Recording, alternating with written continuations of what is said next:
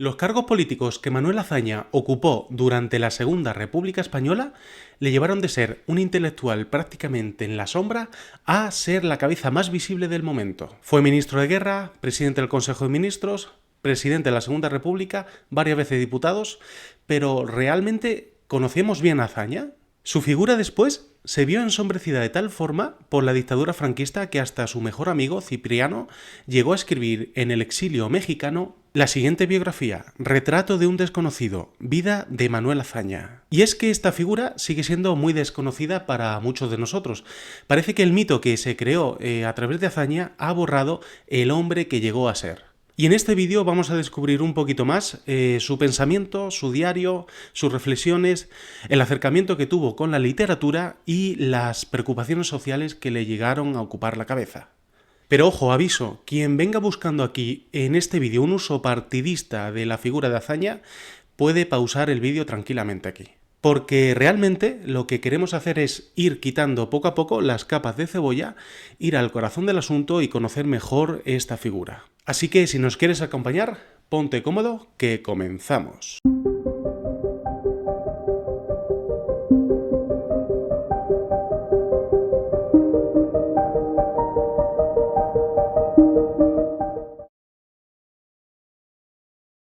Manuel Azaña nació en Alcalá de Henares a principios de 1880, en el seno de una familia burguesa. Su padre, Esteban Azaña, fue alcalde de Alcalá.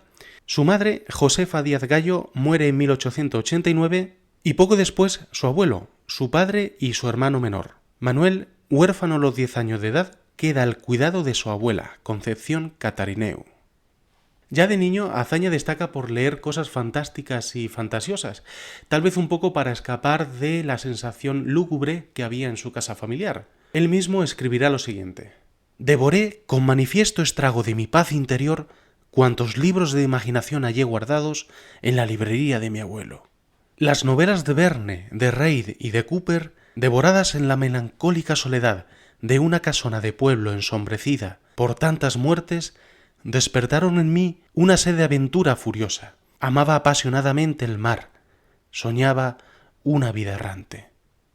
Manuel estudia secundaria en Alcalá de Henares y a los 13 años, por orden de su abuela, se queda interno en los agustinos del Escorial, con los frailes.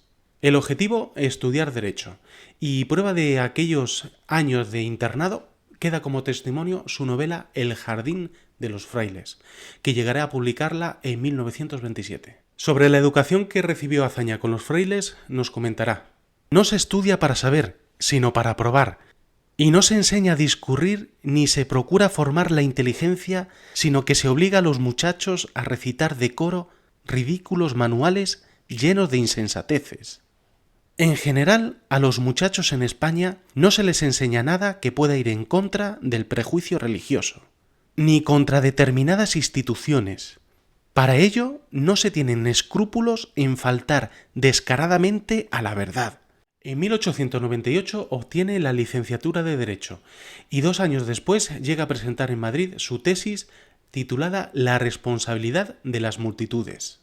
El título de esta tesis puede recordarnos un poco a la obra de Ortega y Gasset, La rebelión de las masas, y es que en realidad no hay tanta casualidad. Tal y como nos dice el historiador Santos Juliá, la multitud, la masa, fue una inquietud constante entre los intelectuales de fin de siglo, aterrados por su presencia, prueba palmaria de la degeneración de la raza, de la decadencia de la nación. Es curioso cómo Ortega, 3 años más joven que Manuel Azaña, concibe la masa o la multitud como una muchedumbre impersonal, involuntaria y torpe. En palabras de Ortega, la masa no tiene la memoria propia de su identidad. Sin embargo, el joven Azaña tiene otras ideas diferentes. En su tesis defiende que el individuo, cuando actúa en multitud, es responsable de sus actos. Además reconoce que cuando las multitudes alzan la voz, amenazando con perturbar el orden establecido, es para reclamar algo que casi siempre se les debe en justicia. Vemos entonces cómo Azaña logra forjar un pensamiento diferente al sentir común de la época, y lo hace realmente estudiando y documentándose un montón. Azaña siempre lleva muchas cuartillas, con apuntes, con notas, con citas literales. Le atrae principalmente la cuestión social el socialismo, que empieza a repuntar en esta época, y la historia de Francia e Inglaterra. Además, en estos años de doctorado es cuando Azaña descubre las clases de Francisco Giner de los Ríos, que le influirá profundamente. Aprovecha intensamente sus clases, tomando amplios apuntes. Giner de los Ríos, pedagogo e impulsor junto con otros maestros de la Institución Libre de Enseñanza, concibe una educación laica, libre y radicalmente distinta a la época. En palabras propias de Giner, las clases deben venir a ser una reunión durante algunas horas, grata, espontánea, íntima, en que los ejercicios teóricos y prácticos, el diálogo y la explicación y la interrogación mutua alternen libremente con arte racional. Con un grupo de amigos, Azaña funda en Alcalá la revista Brisas de Lenares y colabora también en Gente Vieja. En ambas lo hace con el seudónimo de Salvador Rodrigo y se estrena como cronista local escribiendo sus primeros artículos con apenas 17 años de edad. Al cumplir sus 20 años, Manuel Azaña es un joven con profundas convicciones democráticas y reformistas. Frecuenta en Madrid la Academia de Jurisprudencia, donde con sus aportaciones Manuel se suma al debate sobre la cuestión religiosa y se manifiesta partidario de que el Estado regule las congregaciones religiosas. Hay que recordar que en aquella época un gran número de nuevas órdenes religiosas, casi todas de origen francés, habían llegado a España y habían empezado a abrir nuevas casas y nuevas instituciones de educación, con un intento de recuperar y establecer influencia en las clases burguesas y sobre todo en sus hijos, además de intentar reconstruir la identidad católica de la nación española. A mediados de 1903, Azaña vuelve a residir en Alcalá de Henares y permanece en su ciudad 6 años atendiendo varios negocios familiares mientras realiza algunos ensayos y colabora en La Avispa, una revista dedicada a los intereses locales. En 1910 ingresa como funcionario en la Dirección General de los Registros, llegando a ser el número 1 de la oposición, logrando así una deseada estabilidad económica y justo un año después, en 1911, llega a pronunciar su primera conferencia, El problema español. ¿Podrá España incorporarse a la corriente de la civilización europea?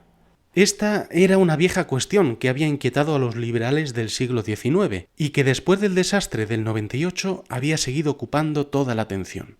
Para Giner de los Ríos y Joaquín Costa, la respuesta al problema español radicaba en la escuela. Para Ortega, en la educación superior, la universidad, la ciencia que proporciona competencia. Pero a Azaña le preocupa sobre todo el Estado, y esta preocupación le hará ser un gran estadista. Para Azaña, el Estado debe emplearse a fondo para la transformación de la sociedad. Para lograrlo es fundamental liberarse de los poderes que lo mediatizan, que lo secuestran, y para ello contempla dos vías, o bien la vía energética de la acción política o bien la vía violenta. Elige, por supuesto, la primera vía, democratizar el Estado mediante la acción política.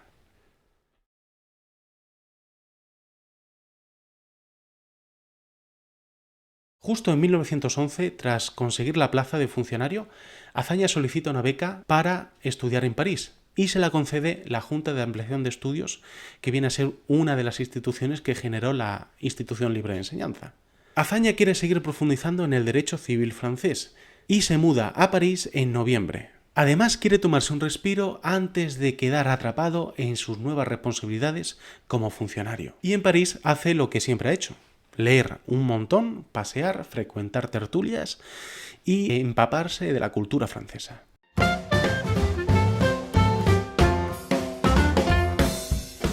Vuelve a España a finales de 1912 y en 1913 es elegido secretario del Ateneo de Madrid, una de las principales instituciones culturales del momento. En esta época, Azaña conoce a Cipriano Rivas Cherif, que acabará convirtiéndose en uno de sus mejores amigos y le acompañará el resto de su vida. Cipriano fue director de escena, dramaturgo y poeta, que colaboró con las compañías de teatro más importantes de la época. Para Azaña, estar en el bullicio del Ateneo le resulta de gran importancia vital para su formación como intelectual. También se integra en la Liga de Educación Política Española que diseña Ortega, un proyecto del filósofo que quiere centrar el foco de la cuestión en la pedagogía. en gestionar una minoría selecta con una tarea educativa por delante, acabar con la vieja política, educar a la masa. Porque para Ortega será una nueva élite la que saque de España de su decadencia. Azaña también se suscribe al proyecto del Partido Reformista que encabeza Melquiades Álvarez. En ambas iniciativas, en la Liga y en el Partido Reformista, llegará a coincidir casi toda la generación del 14. Pero los resultados de ambos compromisos, sin embargo, serán escasos y débiles. De hecho, Azaña durante estos 2 años intentará presentar su candidatura como diputado a las Cortes. Pero intentarlo realmente no le conduce al éxito. De hecho, se topa con una grave enfermedad del sistema español, el caciquismo. Para Azaña hay que reformar hasta el fondo, hasta la raíz, sin esperar la caída de la monarquía, pero sin fundirse en un abrazo con los liberales. Esta será la revolución sin sangre que Manuel Azaña proclamará. Estalla la Primera Guerra Mundial y Azaña defiende decididamente a los aliados.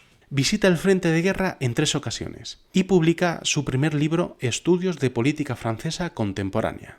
A finales de 1919 vuelve a viajar a París con Cipriano y a la vuelta fundan juntos la revista literaria La Pluma. La revista sacó 37 números antes de desaparecer en 1923, y en la revista colaboraron figuras de la talla como Unamuno, Valle Inclán, Juan Ramón Jiménez, Lorca, Pedro Salinas, Jorge Guillén, entre otros. En 1923, Azaña tiene un golpe de suerte y comienza a dirigir la revista España, una revista dedicada a la opinión política, en donde Azaña piensa que podrá exponer fundamentalmente sus ideas, aparte de comentar lo que estaba en boca en todo el mundo, el desastre de Marruecos. Hablamos del desastre de Anual, en la que más de 11.000 soldados españoles murieron en Marruecos dentro de la guerra del Rif. Poco después, el general Primo de Rivera, en complicidad con el rey Alfonso XIII, alza un golpe de estado que triunfa. Estamos en septiembre de 1923, se cierran las Cortes y Primo de Rivera prohíbe los partidos políticos. Una vez más, el ejército vuelve a intervenir directamente en la política. Y precisamente la opinión pública, cansada de unos políticos que parece que solo gobiernan por sus intereses, reciben en cambio la dictadura con buen agrado. Muchos creen ver en el dictador el cirujano de hierro del que hablaba el reformista Joaquín Costa, capaz de acabar con el caciquismo y ayudar a mejorar el país. Pero Azaña no lo ve así. Rechaza frontalmente la dictadura de Primo de Rivera, rompe con el Partido Reformista y acaba escribiendo su texto Apelación a la República, donde declara incompatible la monarquía con el verdadero liberalismo, que es esencialmente democrático. Azaña nos dirá lo siguiente: el pueblo español no escarmienta, no aprende nunca nada. Aunque es viejo y curtido por el infortunio, la discontinuidad de su cultura hace de él un pueblo sin experiencia. No aprovechamos el esfuerzo ni el saber de nuestros antepasados. Cada generación desaparece para siempre en un abismo de olvido. Los españoles no heredamos ninguna sabiduría. Cada cual aprende que el fuego quema cuando pone las manos en las ascuas. El liberalismo reclama para existir la democracia. Democracia quiere decir que los hombres libres defienden, ejercen, garantizan por sí mismos su propia libertad. Y si no lo hacen, no son libres, aunque sean liberales. La posición republicana de Azaña se acaba afianzando en 1925 con la creación del Grupo de Acción Política, que sería el germen del futuro partido político Acción Republicana. La vida política, sin embargo, parece adormecida por la dictadura, y Azaña vuelve con intensidad a dedicarse a la actividad literaria con estudios sobre Ganivet y Juan Valera. De hecho, recibe el Premio Nacional de Literatura por su biografía sobre don Juan Valera en 1926. Un año después publica la novela El Jardín de los Frailes, de la que había adelantado varios capítulos en la revista La Pluma. Por esta época, Manuel Azaña se siente atraído por Lola Rivas Cherif, que es la hermana menor de Cipriano y que tiene pues prácticamente 24 años menos que Azaña. Prueba de los tormentos y de las dudas de Manuel, vemos en su diario lo siguiente: desde mi conveniencia personal es cuando menos una extravagancia, una aventura imprudente. Trastornaría mi modo de vivir. Ciertos consejos del egoísmo me inducen a retirarme a mis trincheras. Pero la dicha de revelarle el amor, siendo ella tan sensible, tan capaz, vale más que todo. La situación es absurda. Yo no tengo la libertad que tendrá otro cualquiera para salir de ella. No sé qué hacer. Y entre tanto, divago, me atormento y me entristezco. En 1928, Manuel Azaña acabará escribiendo su primera obra de teatro, La Corona, que irá dedicada precisamente a Lola. Y finalmente suenan las campanas de boda en el año 29. La dictadura de Primo de Rivera está casi a punto de caer y la Segunda República empieza a asomar un poquito la cabeza. Pero el vídeo lo vamos a detener justo aquí, en la boda de Manuel Azaña. Todo lo demás será tema de una segunda parte, donde acompañaremos a Manuel en esos tiempos tan convulsos. Si te ha gustado el vídeo y has aprendido alguna cosa que no conocías sobre esta figura, pues dale un buen like, comenta, comparte y suscríbete al canal. Es cierto que se quedan muchas cosas en el tintero sin tocar. De hecho, no he mencionado que Manuel fue un gran traductor de obras literarias, pero es que si mencionamos todo, esto daría para un pedazo de documental. Así que bueno, nos vemos en el siguiente vídeo y nos leemos en los comentarios. ¡Chao!